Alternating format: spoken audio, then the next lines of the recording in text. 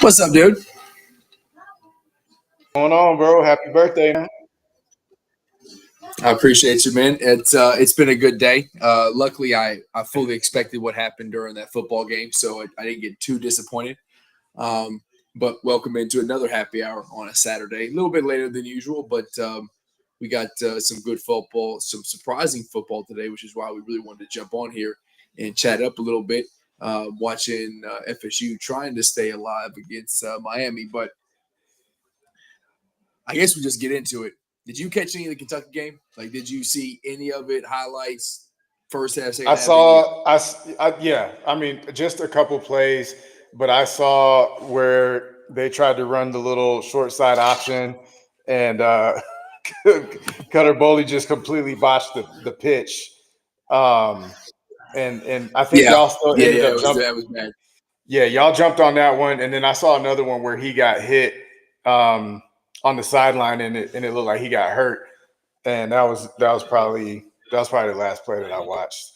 To me though, I didn't really watch the game, but the score looks like y'all put up a better fight than we kind of anticipated. So I mean, and it goes to what we were talking about on the last show. Like, there's still some fight in the boys, at least. Yeah, and that is accurate. I will say Gunnar Stockton I don't think played at all in the fourth quarter.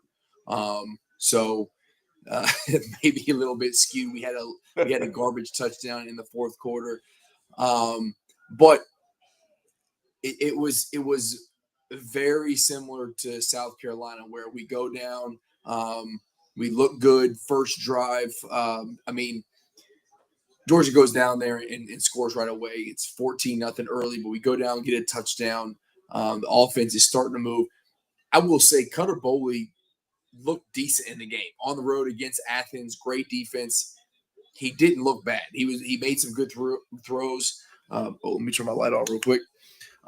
Made some good throws and did what you would expect a young quarterback to do, but kind of stepped up. So I liked what he did this game. But it's just some of the coaching staff decisions. You know how I feel about Bush Hamden, Mark Stoops. It's just seemingly not prepared. You look at Kentucky football the last 3 years, and then look at last minute and change of that half. We go down and Cutter Boley makes some great plays. Third and a couple, 32, 31 maybe. There's like a minute and 27 seconds left. The offense looks completely confused, doesn't know what to do, trying to get lined up, trying to get the right formation. Cutter Boley's like screaming, trying to get him in the right place. Everybody's running around, has no idea what's going on.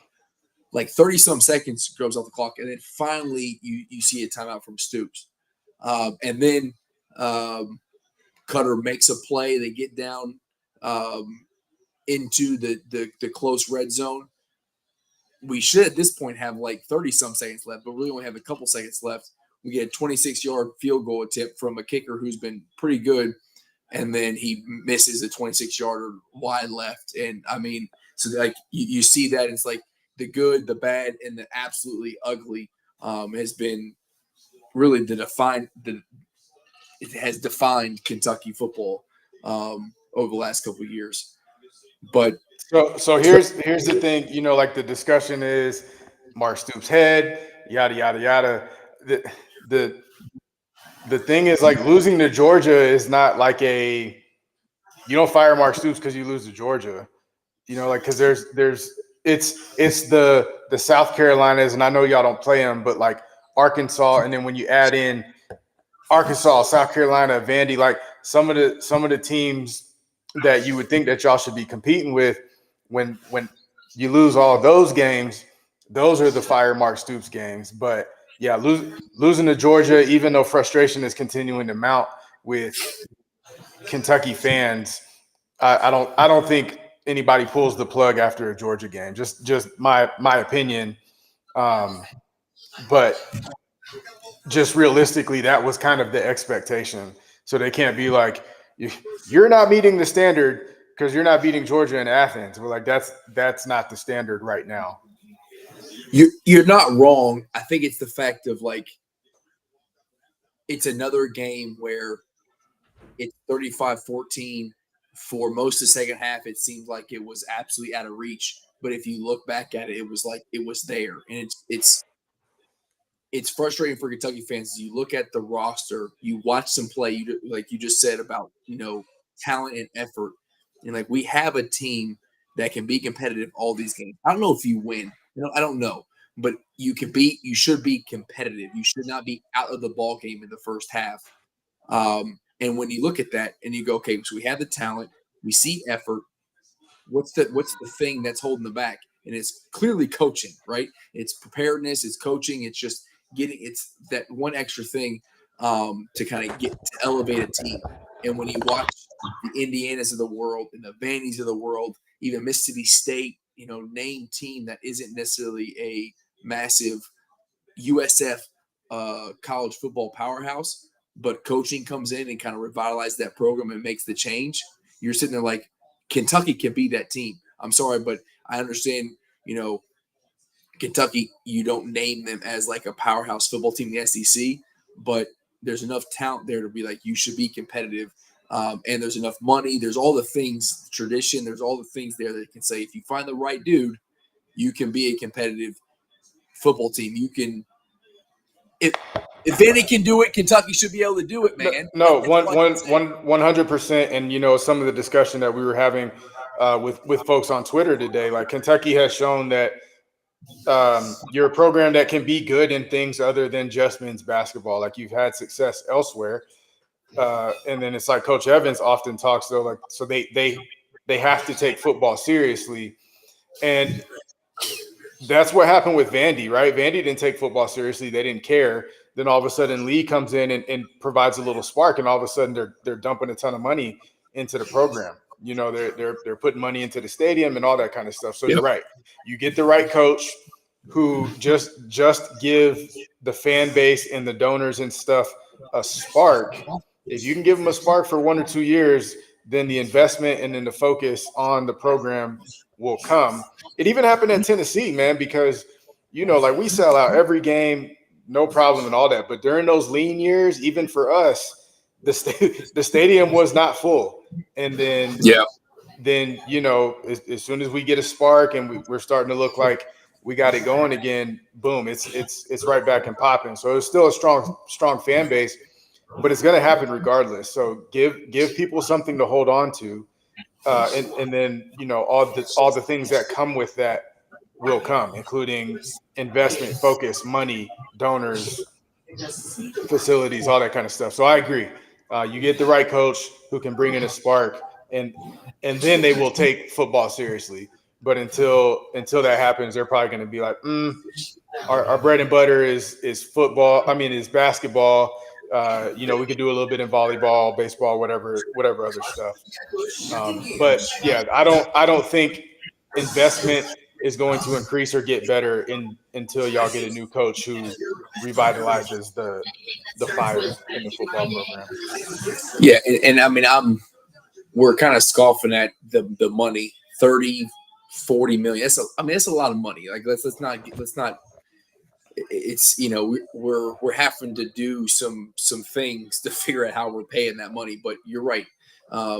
Between it might not be the same value in dollars, but what you're losing in the fan base and other revenue and just like it potentially, if you let it sit too long, it takes too long to build that back up, right? And then the job becomes less and less desirable to find the right coach, right? That I got in, there was a back and forth on the account on TikTok where it was like Kentucky's never going to be able to get a home run hire, and I'm like, you don't need a home run hire. You need to just find the right dude, right? Like you just said, like Vandy, Leah, whatever, how you say his name. No one looked at him and go, oh, like, wow, that's the next Nick Saban of the SEC. But he clearly has them boys playing right, gets them motivated. You just got to find the right dude. It doesn't have to be a home run guy. Doesn't need to knock it out of the park. Just to find the right dude to motivate him. And maybe that's John Summerall. Maybe that's Will Stein at Oregon. He's a Louisville. He's from Louisville. I know it's what Stoops was early on. Like when Stoops first came in, because and then investment and focus on the program came, and y'all were able to churn out 1 or 2 10-2 seasons. And then we've talked about it with him, but then he just kind of plateaued. So he brought the excitement, and you got everything that you needed to come with it. And then maybe he just hit his ceiling as a coach. I don't know. So a home run, I'm with you, doesn't necessarily mean Kirby Smart, you're the best coach ever, but just be a coach who can make us competitive, because I think the fan base would appreciate that, where I can actually sit and root for my team all 4 quarters and not just be like, this game's over. Give me somebody who can show some competent coaching, who can make us competitive, and then the support will come. And as long as you don't plateau, hit your ceiling, the investment will continue. Yeah, correct. And like you said, in the early Stoops era, you saw it. Like I've been at Kentucky tailgates where like there was no one there. Like there was it wasn't a big deal. Like you just went there because it was a thing to do on a Saturday, and then all of a sudden like there was a massive change when Stoops came in and we're winning. We're going to 4 straight postseason bowl games back when bowl games were actually relevant. But yeah, we just got to find the right do. What can we do in like the interim? Because I don't know how you roll in with the same staff, same thing into Texas, which if you watch Texas play, legit is a winnable game. Like I know it's crazy. It's a very winnable game at home, but like you almost have to make a change to be like, hey, Kentucky fans, Big Blue Nation, buy tickets, show up tailgate, get drunk, have a good time, and like get loud as hell for to actually like make it like a swamp environment where Arch Manning is uncomfortable and the Texas defense can't like hold them in the game. I almost think the only thing you can do is really move on from Bush Hamden and find someone else to call plays. I feel like that's the only thing you can do because Brad White and the defense kind of solidified. You sure as hell aren't getting rid of Mark Stoops middle of the season with what's going on. But I feel like Bush Hamden is a very much kind of scapegoat-esque kind of guy who can be like, hey, you're no longer playing. Stoops, offensive or defensive guy? Very much defensive guy. Yeah. Okay. Yeah, I don't know. Maybe you make your wide receiver coach the offensive coordinator. Maybe you split it up and do coach somebody, right? Tight end coach, like something's got to be able to step up. Yeah, maybe you get a passing game coordinator and a run game coordinator. And I mean, this is where your job, even if you're a defensive guy as a head coach, all right, we're going to spend all week putting together a game plan. And you leave play calling duties up to one of them. But they can install some offense, some run play, some pass play schemes, whatever. Stoops kind of tell them, hey, this is what I'm thinking. And then hey, pass game, or to me, I would do run game probably because that's y'all's offensive strength. Yes, hey, you're gonna be the play caller. But yeah, just any kind of change. And you're right. I think Bush Hamden is an easy answer. Hey, we're gonna switch up our play calling. So come to the game and let's see how this turns out. But look, we have not given up. We've not thrown in the towel. We're trying to do something. Yeah, That probably won't happen. But I think there's no easy answer, but that's probably the easiest / best answer there is. Yeah, and it just something to kind of just I mean it's funny. I fully didn't expect it. But we talked about it on Thursday, the new coach game, like the motivated, and then you watch UCLA, who hadn't led a single minute in college football, just go beat Penn State, who was a national championship contender, and that just went out the window like that. I mean, they're done unless they somehow amaze and beat Ohio State, and that won't matter. That won't matter because they're going to drop out of the top 25 completely, and so you might beat Ohio State. And maybe that gets you back up to number 23 or something. I mean, the only way at this point for them to make the playoff is they have to win the Big Ten in the Big Ten championship. And they've already lost to Oregon. And now they lost to UCLA. So I'm not familiar enough with the Big Ten structure. I don't know if there even is a path, but they're not going to make the playoff. Yeah, it's going to be tough. It's funny because someone was talking to me on Twitter, going back and forth when I was asking like, who do you think the next coach would be? And someone brought up IU's coach Signetti, and I was like, I just don't know that he leaves IU for the SEC.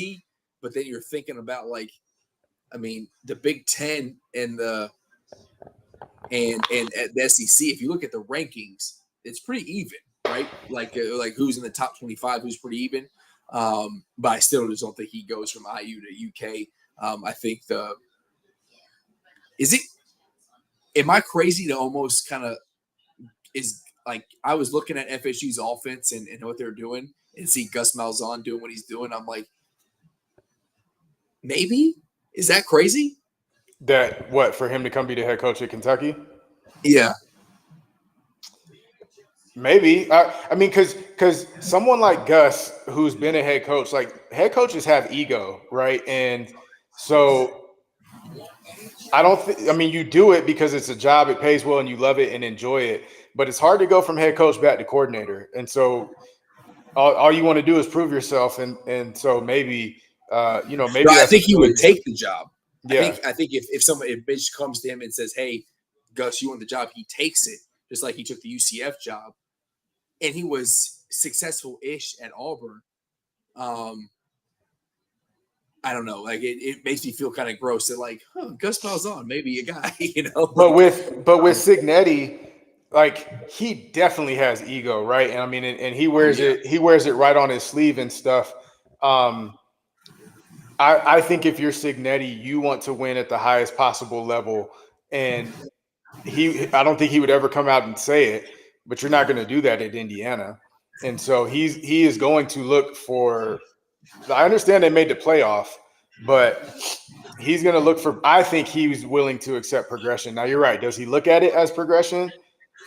Because Big Ten and SEC are really the only conferences that matter. I mean, you get a smattering, you got Miami and FSU, but as a conference, the ACC doesn't matter. So if you can move, it's really just about if he thinks that's moving upwards or lateral. I think would be the big difference. But I'm sure Indiana will do everything they can to keep him. So they're probably going to open up the checkbook for him.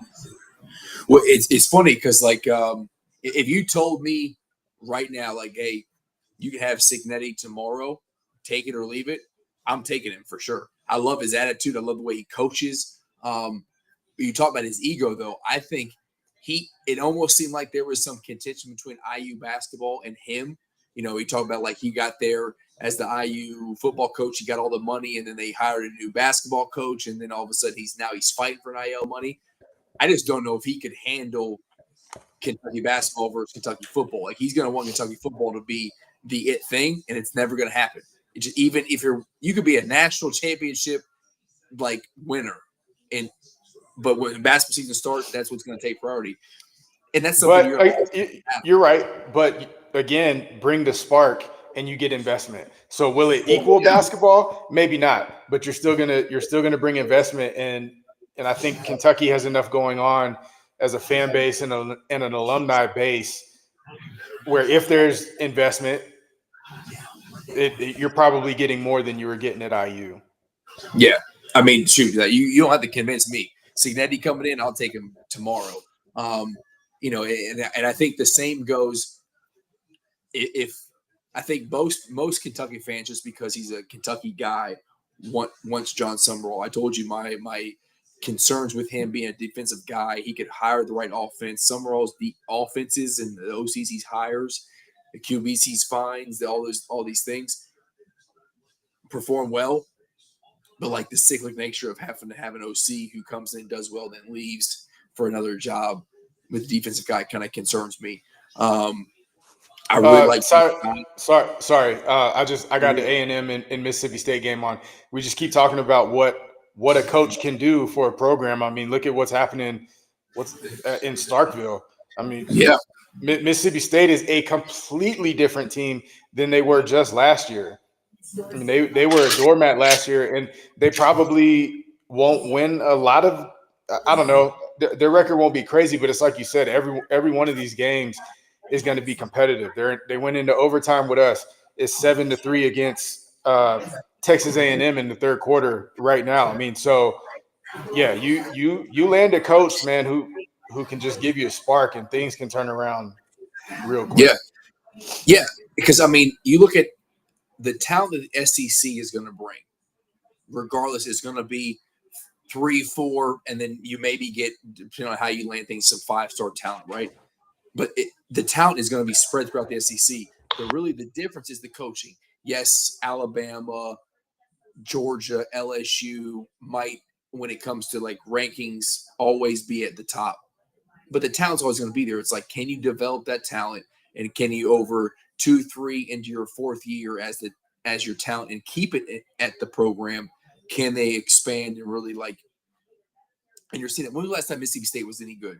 Dak Prescott. Yeah, I mean, they were ranked number 1 in the AP, I think, back when Dak was there. But yeah, they have not been good since Dak. But you bring that new coach in, and boom, all of a sudden, like it, and it's all you need is a couple like US or UCF or USF Stadium, and what they were doing. They were not going to fill Raymond James until they beat Florida, right? And all of a sudden, like, do you do that one time on the road?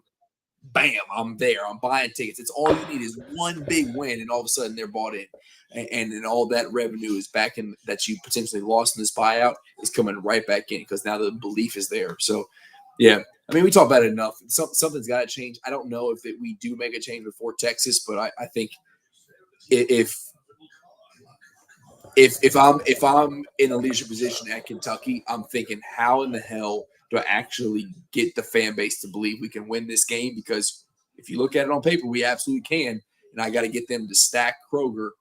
You got to make a change, and probably the easiest change is the OC. So we'll see what happens. All right, but so speaking of Texas, perfect segue. They lose to Florida. Everybody's going to continue to be down on Arch. My one thing, I've never seen Arch elevate Arch, right? Like a lot of these dudes, like, they post about themselves and they put themselves out there. I've never seen him do that. Nope. He was anointed the chosen one by everybody else. So he does not look good right now. He doesn't look ready. I don't know that I necessarily hold that against him. I mean, he was humble enough to sit behind Quinn Ewers, no drama about it or anything. Maybe he understood, like, I got some growth I need and all that kind of stuff. So I don't hate Arch or any of that stuff. Now, I'm very happy that they stink because I hate Texas. But I don't no beef with Arch. I actually hope good things for Arch in the future, as long as that doesn't lead to overall goodness for Texas. Like, I hope Arch balls out and can get good and Texas still stinks. But what does this do for Napier? Napier beats Texas, and even though they're not as good as they're ranked and all that, and it still looks good on paper. Does it save him for the season? My thought is that gives him some more runway. So now he can He's afford doing the same thing he did last year, right? He can afford like one more bad loss. Yeah. Like he was 100% fired through the first quarter of the season last year, and then he stacked a couple wins, and all of a sudden now he's back. And a lot of it was on the back of Lagway. So I think you got to see what Lagway does. Texas defense has been the thing that kind of held them together. They gave up too many points, against Arch, against Lagway, and Arch just couldn't come back. You see Arch making good plays. I'm curious, does he transfer after this year? Because the Mannings believed in Sark, that's why he was there. He committed there before they were the SEC team, but they were coming to the SEC and they believed Sark could get him there. But think about Manning ties. If Arch was in Tennessee or Ole Miss right now, I truly believe we'd be talking about him as a Heisman candidate. I believe it. I just don't believe in Sark. Well, you know I'm not a Sark guy. I've never been a Sark guy. But we've all seen the clips, and it's looked like Arch has had some physical limitations with that shoulder or whatever. So, is he starting to look better now that he's starting to get healthy? Because to your point, if I'm looking for the coach to develop my guy, Arch is getting better, right? Like he is showing improvement. That maybe he's not a quarterback whisperer who takes you from 0 to 100, but if you could take me from 0 to 10 to 26 to 39, and Arch is still young, so improvement to me is what would matter. And they seem to be a patient enough family. Eli and Peyton and even Archie I think they understand the game well enough to appreciate improvement. So if Arch continues to improve, then I don't think he jumped ship or anything. He doesn't seem like the jump ship type to me anyway, because He's not. he already stuck with it. So and again, that makes me like him. So Yes. he looks like he's improving. I would not blame him though if he did go in the portal, to be honest. Yeah, I don't think he will, but yeah, I understand. I understand your point. I think there's too many resources there for him. Like there's literally nothing that you want that you can't get at Texas. You have more donor money than any other place or whatever. Facilities are great. He can bring in his private throwing coaches or whatever it is that he's looking for. I think he can get that, and he probably will get to have some say on what they think the offense should look like if he doesn't like it. I feel like their offense has been in position to be successful, and he's had a lot of misses, missed reads, missed throws, all that kind of stuff. So, if he can get that shored up, he'll be all right. But yeah, I think Napier gave himself a little bit more runway. He gave himself some space for another bad loss, which, I mean, their schedule is brutal. So I don't know that anybody blames him for losing. Just, if you can show some semblance of being competitive, then I think he was able to earn himself probably another season. Yeah. Don't come to Lexington and lose though. He comes to Lexington with this team. That's what Coach Evans said. The losing coach gets fired. Yeah. That's bad. That's bad. But so I was got. Hey, I'll just throw it out there. Louisville ain't it, man. Miller Moss ain't it. Brom as the QB whisperer, he has not looked it at all. They should have lost to Pitt. Pitt gave that game away. And then, I mean, Virginia's good. They beat Florida State. Let me not poo-poo on Virginia. But this was supposed to be the quarterback coming from USC and whatnot. So I can't talk a lot of junk because Kentucky sucks. But I will absolutely celebrate in Louisville also sucking close to the same amount. Yeah, so I mean I didn't watch any of the game, but you know me and Brom. Brom was at Purdue when I was recruiting there. I was a big fan of him.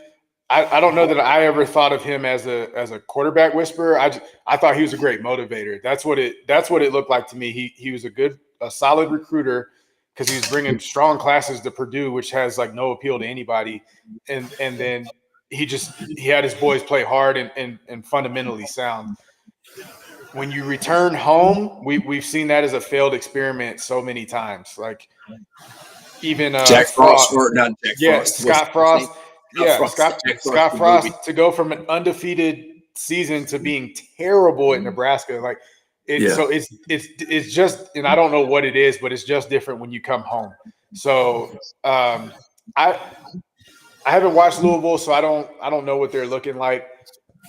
I thought they would be decent because I was a Brom believer. I wanted him to come to Tennessee when we were looking to replace Pruitt.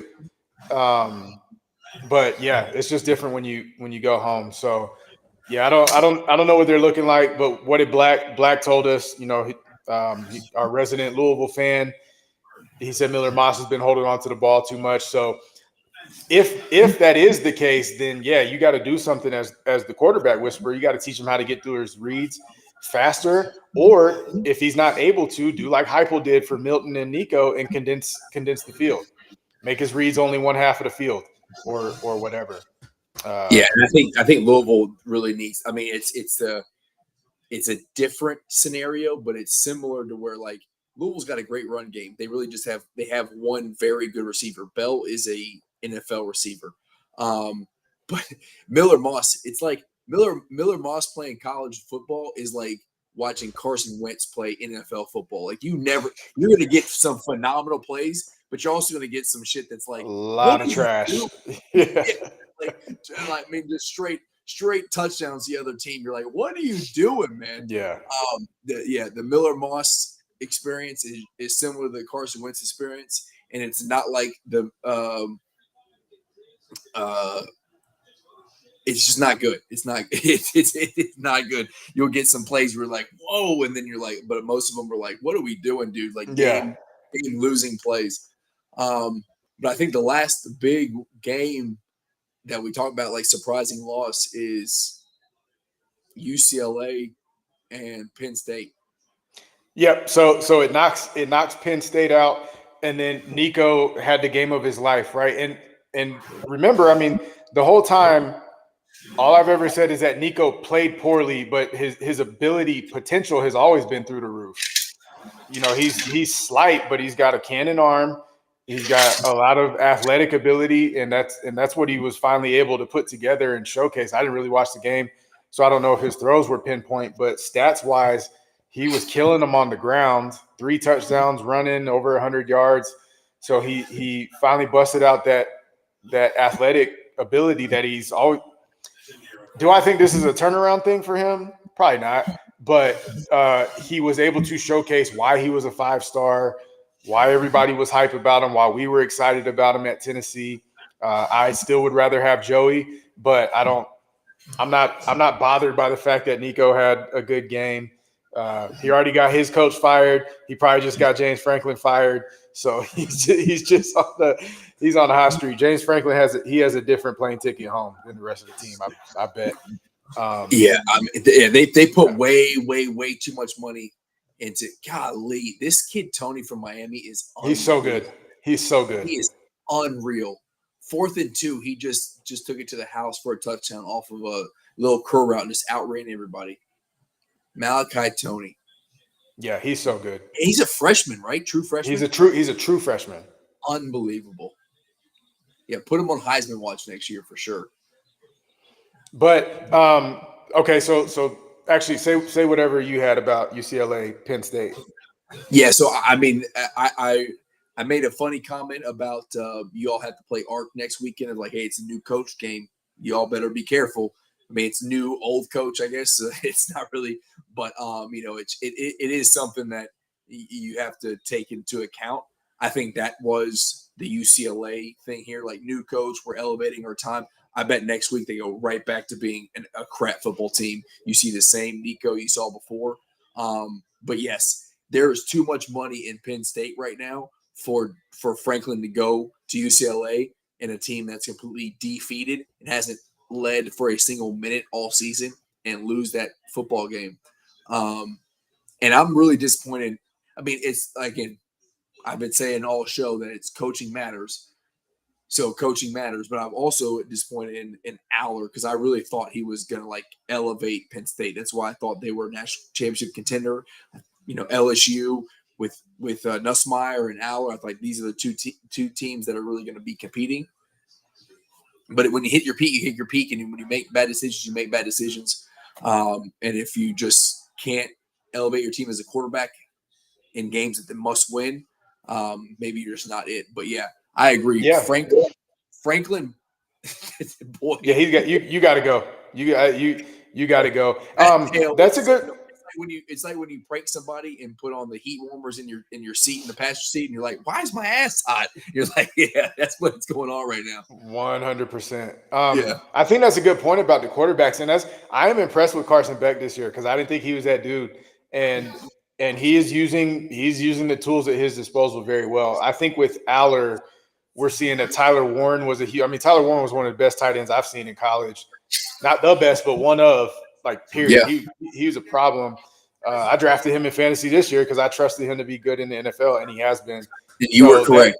Yeah. So that may that may have been Aller's thing. Like, let me just throw it up to Tyler Warren, and my stats look amazing, but really that's Tyler Warren. So yeah, Franklin, he's got to be done. I think we probably see regression for UCLA, but they had their blowout and they won. So good for good. Did you for see the stadium UCLA. during their blowout? Nah, man, nah. It's a good thing their seats are blue because that was mostly empty seats. It was bad, but they got a W, man. They got the dub. They got the All dub. right. So what are your thoughts on Vandy and Bama? That's the last main one we got to talk about. So I think Vandy's real. If Pavia doesn't have those 2 turnovers in the red zone, it's a different ball game. I think it's just a bad game on Pavia. I know that it's funny. I've joined in on it as well to, Hammer's Diego Poverty kind of tweets that he puts out all the time. But the dude's a baller, man. Like, you can't take it away from him. He elevates that team just like the coaching staff does. They went to Bama, and if you turn the ball over on the road against Bama, you're going to lose, bottom line. I think Ty Simpson is starting to come into his own. He's looking better. But again, you don't turn those balls over and you get 3 out of it, you're still in the ball game. So we'll see if Alabama's for real. They beat Georgia in Athens, so you can't discredit that. But I'm not saying Vandy's completely out of the running just because they lost to Alabama on the road. Yeah, so what I do like is there's a lot of parity in the conference this year, right? Like, Georgia's not a runaway, Bama's not a runaway, Tennessee's not, whoever is not a runaway. Like, anybody can beat anybody on any given Saturday, and that's what's cool. I do think Vandy is good. I think the game showed Pavia's limitations. So I think he's good. I think he elevates. He 100% elevates the team. Great leader for them. All that. But your ability limitations come to a head sometimes, and I think that's just kind of what happened with the Bama game. Like, they forced those turnovers. You know what I mean? Like, they put him in a position where he tried to make it happen, and he just couldn't. So. Yeah, I still think they're good. I still think when we play them, we gotta make sure we come correct. Just because we smoked them last year has no impact on this year. They are clearly a well coached team with some talent, and Pavia is someone that you got to pay attention to. So Vandy, I think, has the conference's respect, and again, it's kind of like what we're talking about with your record. Like, your record might not be 10-2 or 9-3 or whatever, but you're in every game, and that just shows that you're something to be reckoned with. But I do think that kind of his limitations were exposed. So I hope that Tennessee takes notice of what some of the things that Bama did, and I hope we can capitalize on that too. Cool. So we'll see. But yeah, kudos to Vandy for playing tough and showing that they're the real deal, and then good job on Bama by doing what they needed to do to pull it out. And you're right, Ty Simpson, again, just like we were talking about with Arch, Ty seems to be getting better and better every week as well. You know, he's seeing things quicker. He's got a laser beam of an arm. So yeah, I think Bama's a problem, and I said when they hired Kalen, I thought he was a good coach. I mean, a good hire. I think he's a good coach. Took him a little bit to adapt to the SEC, but it seems like he's kind of coming into his own as a coach as well. So I like it. A ton of parity in the conference. You know, it makes every Saturday exciting. I'm shaking my head because Castellano is just absolutely falling apart, man. Throwing through another pick, double coverage, squirrel white, which you know very well. They keep hyper targeting him, and he's either dropping passes or into double coverage, which I know he's good, but you got number 0 there, your big body guy. So before we close out, if Miami wins this game like they look like they're going to, FSU's out. It's Georgia Tech, maybe Virginia, but Miami probably is you think they're the only team that gets the ACC? I think it will depend on what Georgia. I think you're right about Florida State. They're probably out of it. Georgia Tech is probably your only other hope. It's going to depend on what they look like the rest of the season. So if they can, because they're going to get Georgia at the end of the year, right? Yep. So, but Miami, man, their defense is they got one of the best defenses in the country. Yep. So they are the real deal. They're as long as they continue this, they deserve a bye. I don't know how the seeding and all that's going to work, but if they keep this up, they deserve a bye. If you care about conferences and all that, you have to hope that Georgia Tech continues to. If you're an ACC fan, you got to hope that Georgia Tech continues to look good, and then maybe your conference can get 2 because they had 2 last year, right? They had Clemson and who was it? SMU, right? Yeah, SMU. Yeah. So the ACC can squeak 2 in there. Yeah, and it's Miami. Your chances are Miami, Georgia Tech, and Virginia possibly if they long shot Virginia. Yeah. If they win out, they're in there. But yeah, right now Miami. And I hate to say it because I'm not a Miami fan, and I like you completely counted out Carson Beck, but and their OC used to be Kentucky's OC, and he got ran out of town. So what does that tell you about Mark Stoops? Jeez Louise. But I do think Cristobal is also a very good coach. I agree.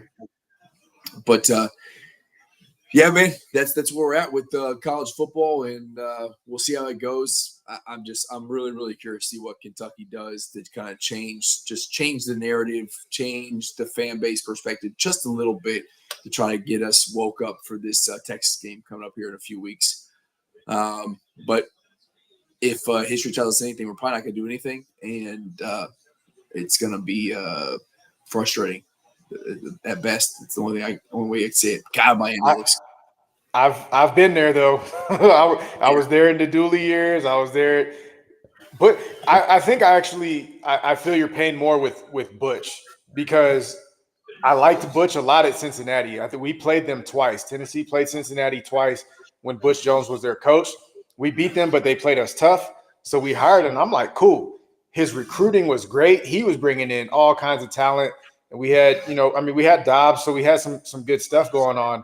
And then it just plummeted. The pressure of being a Tennessee coach is crazy. Our fan base is going to lean on you heavily. And he just crumbled under that pressure and just fell off a cliff. And so I feel your pain with, Stoops giving y'all a couple 10-2 seasons.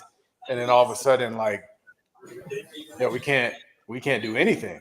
So yeah, and Vic, he had a point, and again, the coach matters, so you got to bring in the staff and all those things. And he was like, just look at who Stoops had when we had those 10-2 seasons, and look kind of where the SEC was in down years. And you can hindsight this all you want, but as the end of the Stoops era happens, and it's so bad, you do have to kind of go back and look. It's like, was it him? Was it other people? Was it, the dynamic of the SEC?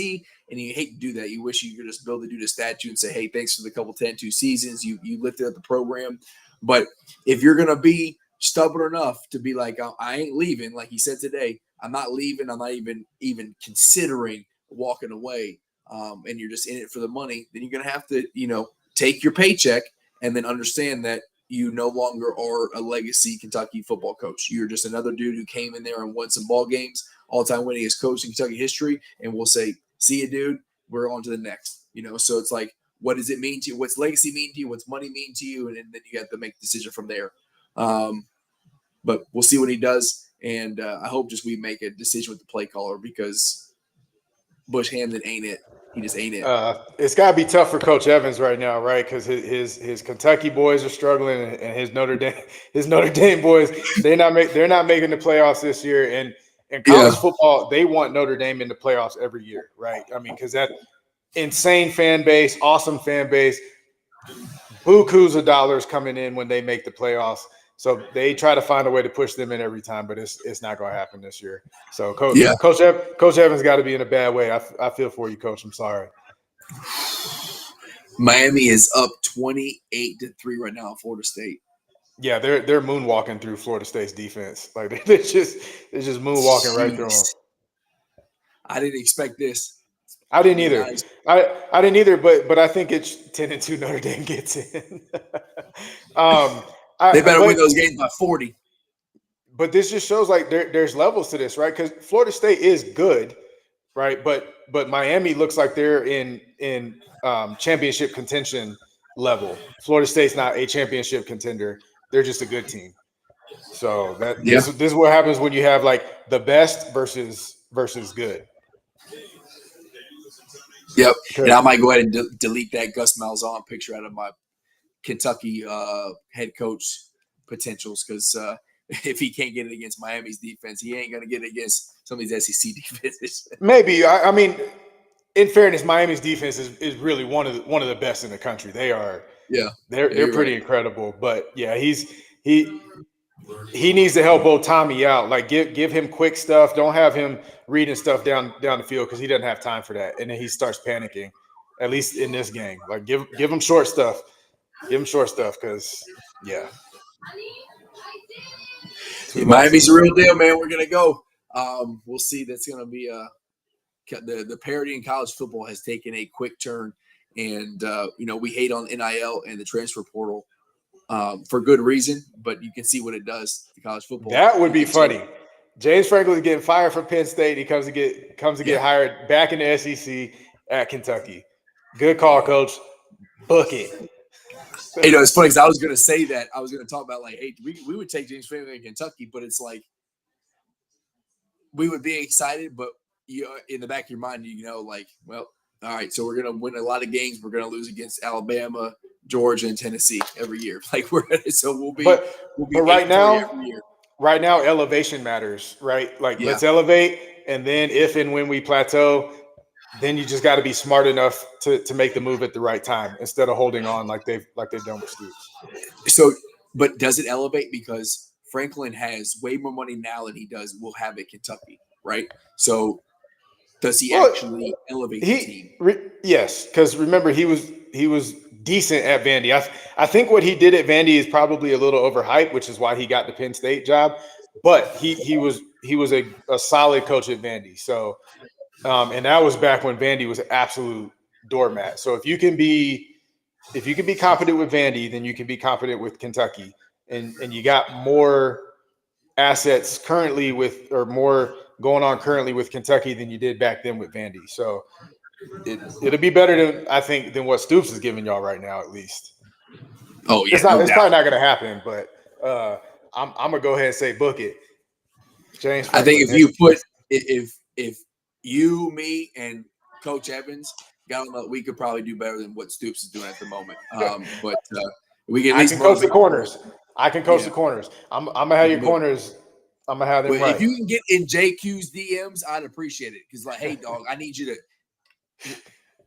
When it's 3rd and 5 and we got to play the sticks, you can't be 10 yards off the ball. All right, I need you to actually play the sticks. The rule number 1. This is I don't know, man. I like I said early in the show, I'm glad I didn't expect anything different because it might have actually made me sad today. But I knew kind of how the outcome was going to be. Get ready to learn, Jenny. Man, if I had my pick right now, I would take Oregon's OC, Will Stein, and tell him, come on. Similar to how Dan Lanning did coming from Georgia, I think he's a good coach. I would take him, and I think the fan base would be really, really excited. The only thing that would excite the fan base more is Summerall, just because he's a Kentucky guy. I just don't know how. Coming home is hard. Exactly right. Now Pope is doing it currently as a basketball guy, but we'll see if it can translate. All I know is stop telling me you can't fire Mark Stoops. I'm tired of hearing it. You 100% can. You'll pay the money. You'll figure it out. Next year, he can't be the head coach. He cannot be the head coach. He cannot. Give Mark Stoops the extension he deserves. Extend that man. Yeah. Kirby Smart and Tennessee fans will be leaving that. Everybody else is like, golly. When I that man. saw But when I saw Kirby Smart with his tongue out, damn near barking next to Mark Stoops today, it was like, oh yeah, for sure. These dudes are cracking up. It's like, hey, you suck at coaching, and he's like, I know, but I'm getting paid $30 million. take my $30K to the bank. That's funny. Oh man. So. Oh, bringing Bobby Petrino, Coach Ryan says. Oh, hey, just keep the motorcycles and women away. He might be a good coach. Was Bobby Petrino, was he the coach when they had Felix Jones and Darren McFadden? Was he? I believe so. So if he was, if you get him some talent at running back, he can do something. Because Felix Jones and Darren McFadden were problems. Darren McFadden was one of the best college running backs I've ever seen. Ever. Like and Felix Jones was no joke too. So, and y'all got two good running backs. So go ahead, bring Bobby Petrino on. He'll get that run game going. Oh no, it wasn't. It was Houston. Okay, cool. Thanks, Coach. Well, never mind then. Bring Bobby Petrino. Extend Mark Stoops, and then bring Bobby Petrino in. Leave his tail in Arkansas, man. We'll be competing for the worst team in the SEC for a minute. But all right, John, cool. We're gonna go have dinner here at my end, a little birthday dinner. But appreciate you jumping on, T. And we'll see what Kentucky does in the next couple weeks. The answer, I think, is easy. Can Bush send them back to Boise and move on with whoever you got play calling. It can't get worse. I'll tell you that right now. Cool. All right, brother. Happy birthday, man. Appreciate you, buddy.